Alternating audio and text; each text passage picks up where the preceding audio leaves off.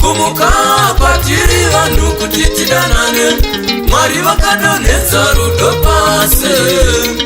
kumuka kwatiri vanhu kuti tidanane ndiani angazviramba ndiani angazviramba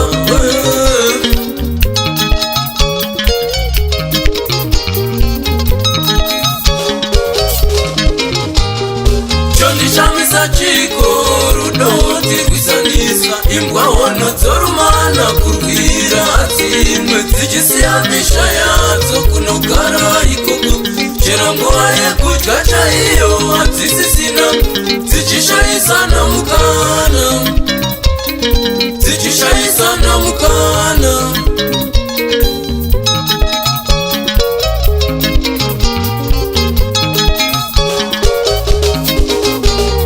chero kwatiri vanhu zviko ndakazviona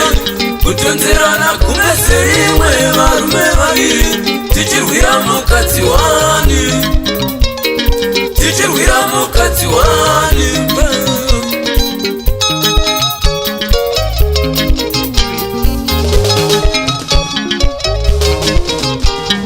baba motiza imba yenyu ine mudurikidzwa muchinogara imba yaMary yemakati box baba motiza imba yenyu ine mudurikidzwa muchinogara imba yaMary yemakati box baba motiza imba yenyu ine mudurikidzwa muchinogara imba yaMary yemakati box ovi Opasanjo Remember Studios #1 in Zimbabwe so far. Isa Umufumi Mwana Mtare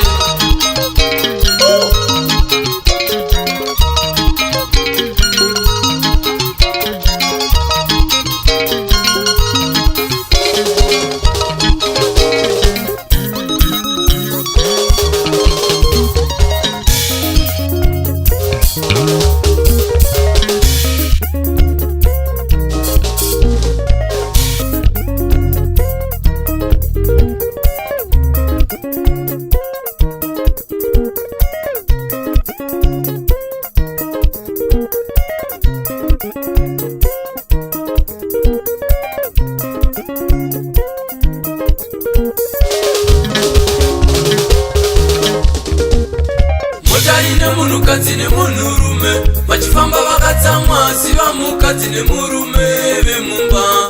mota ine munhukadzi nemunhurume vachifamba vakatsamwa ziva mukadzi nemurume vemumba mai vakaona musikana akanaka parutivi peroti vanotarisa murume wavo kumeso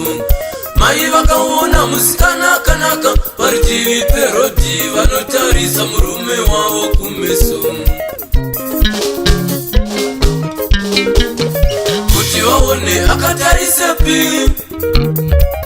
murume ukwarira mukati achoke kuti vaone akatarisepi murume ukwarira mukati achoke zvatinoda Mary kuti apfeke varume we ngatipfekedze vakadzi vedu vekumba zvatinoda Mary kuti apfeke varume we ngatipfekedze vakadzi vedu vekumba sunga zambieni dhuku tiende tinobata maoko asi tichiziva tinoda avo vakashama sunga zambieni dhuku tiende tinobata maoko asi tichiziva tinoda avo vakashama Mwari pindirai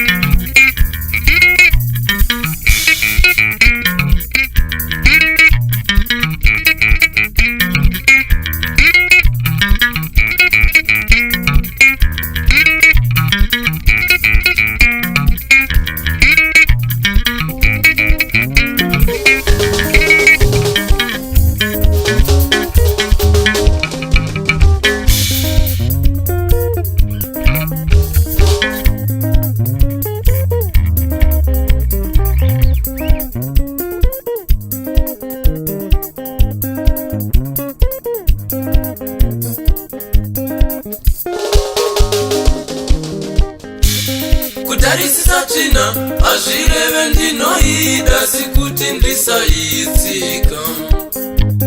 Kutarisisa china azvireve ndinoida sikuti ndisaitsika. Kutarisisa china azvireve ndinoida sikuti ndisaitsika. Kutarisisa kashama azvireve ndinomuda sikuti ndiwane kushura. Kutarisisa kashama azvireve ndinomuda sikuti ndiwane kushura. Kutarisisa kashama azvireve ndinomuda sikuti ndiwane kushura.